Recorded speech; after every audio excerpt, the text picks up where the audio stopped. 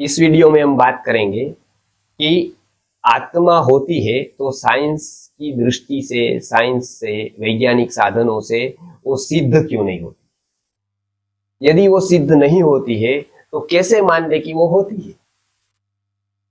ये तो कोई भी बुद्धिमान व्यक्ति को प्रश्न उठेगा ही, और ऐसे प्रश्न उठते ही रहे। अब वो दूसरी बात है कि उसका कोई समाधान मिला न मिला। कभी कुछ मान लिया हमने, कभी कुछ छोड़ दिया कि चलो भाई इसका कोई उत्तर ही नहीं होता है, इसको हम छोड़ देते हैं, या इसके ऊपर ज्यादा बहस नहीं करनी है तो अभी वो मान लेते हैं, बाद में वो देखेंगे। ऐसा करके हमने वो केस पेंडिंग रख दिया। तो सबसे ज्यादा जो पेंडिंग केस हमारे जीवन में है, जो एक बुद्धिमान है, तार्किक व्यक्ति है, उसके जीवन में इसी विषय के सबसे ज्यादा केस पेंडिंग है कि आत्मा को कैसे मान ले।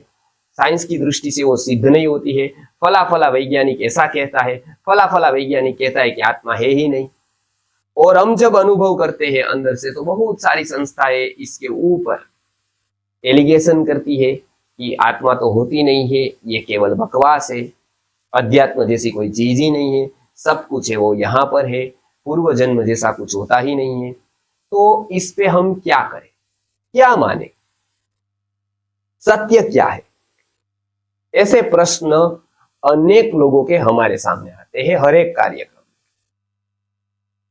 तो सबसे पहले जो अपने आप को तार्किक या बौद्धिक व्यक्ति कहता है, वो एक बात समझ ले कि भौतिक विज्ञान वो शरीर तक जाता है, स्थूल शरीर तक। तो आत्मा साइंस से प्रूव तब होती जब वो स्थूल होती। जैसे वो शरीर का एक अंग होती तो एक्सरे में आती, सोनोग्राफी में आती। जैसे वो आंत्र जैसी होती, इंटेस्टाइन जैसी, या तो लीवर जैसी, या फिर पेट जैसी, या फिर लंग्स जैसी। लेकिन ऐसा तो है नहीं। शरीर का कोई अंग आत्मा नहीं है।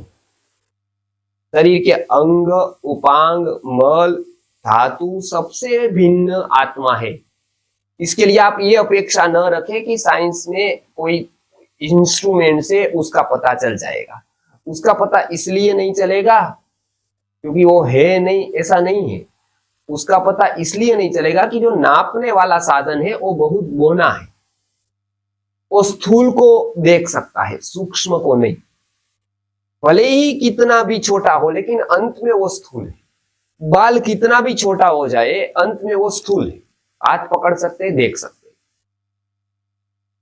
परमाणु कितना भी छोटा हो, रस रेणु, उस एक दृष्टि से तो स्थूल है, क्योंकि उसको हम इनलार्ज करके, जूम करके देख सकते हैं छोटी चीज को।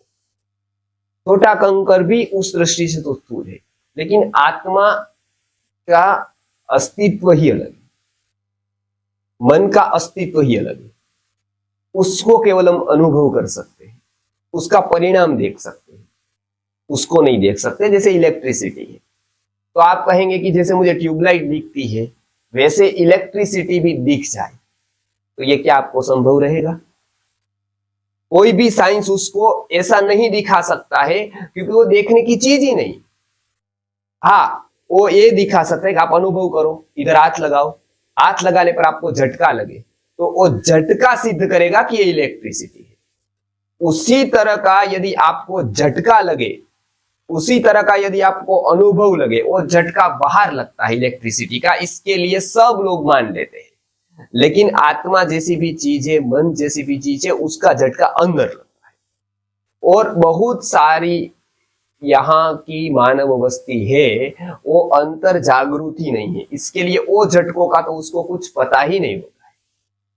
वो बस एक मूर्छा में जीवन जी रहे हैं। वर्षों वर्षों तक उसको आत्मा की कोई अनुभूति नहीं होती है। जीवन के अंत में बस प्रश्न यही होता है कि आत्मा है कि। यदि वो जीवन के अंत में प्रश्न रहे तो मानो कि अपने जीवन में जो जानने जैसा था, ऐसा बहुत मैंने खो दिया, और नहीं जानने जैसी चीजें थी वो मैंने जानी, उसका कोई फायदा नहीं। और ये अनुभव सामान्य व्यक्ति का नहीं है। आल्बर्ट आइंस्टाइन का आप जीवन पढ़िए, लोग उसको आदर्श साइंटिस्ट कहते हैं। मैं भी उसको एक बहुत बड़ा साइंटिस्ट मानता हूं। उसके प्रदान को हम नकार नहीं सकते हैं। लेकिन उसने अपने जीवन में अंत में क्या लिखा वो पढ़िए। उन्हें पढ़ा कि काश मैंने चेतना और आत्मा के बारे में भी थोड़े वर्ष यदि विचार किया होता तो मरण के बाद क्या घटित होता है या हो सकता है उसके बारे में भी जान सकता। आज मैं ये स्थिति में हूं जब वो मरण पर थे कि अभी मैं कहां जाऊंगा 15 मिनट के बाद वो खुद मुझे पता नहीं। जिसने शक्ति कहां जाती है, क्या सिद्धांत होते उसके, कहां से वापस लौटती है, वो सब सिद्धांत स्थापित किए, जगत को बता दिए। लेकिन उन्होंने खुद बताया कि 15 मिनट के बाद मैं कहां जाऊंगा, एक दिन के बाद मैं कहां होऊंगा, उसका मुझे कोई पता नहीं है। और ये सबसे दुख की बात है, मेरे पछतावा का कारण है। और इसलिए मैं उसको बड़ा साइंटिस्ट मानता हूं कि ये रियलाइजेशन उसको जीते जी आ गया। बहुत सारे लोगों को तो मरने के बाद भी नहीं आता है, मरते वक्त तो आता ही नहीं है, मरने तक तो आता ही नहीं है, मरने के बाद भी नहीं आता है। बस उसका एक मूर्छा की तरह जीवन होता है, और जिसका जीवन मूर्छा में जाए उसका मरण भी मूर्छा में होता है, और जिसका मरण मूर्छा में हो जाए उसका अगला जन्म भी मूर्छा में ही होता है। तो इसका कोई लाभ नहीं है। तो अध्यात्म को जानने के लिए, आत्मा को जानने के लिए आप साइंस को मत पकड़िए। साइंस को पकड़ेंगे शरीर को जान सकेंगे, शरीर की क्रियाओं को जान सकेंगे, शरीर के द्वारा संचालित होती वस्तुओं को जान सकेंगे। लेकिन आत्मा को जानने के लिए ही अध्यात्म है, आत्मा को जानने के लिए ही उपनिषद है, आत्मा को जानने के लिए ही गीता है, और आत्मा को जानने के लिए ही ऋषि है, आचार्य है। उसको पकड़िए। नमस्कार।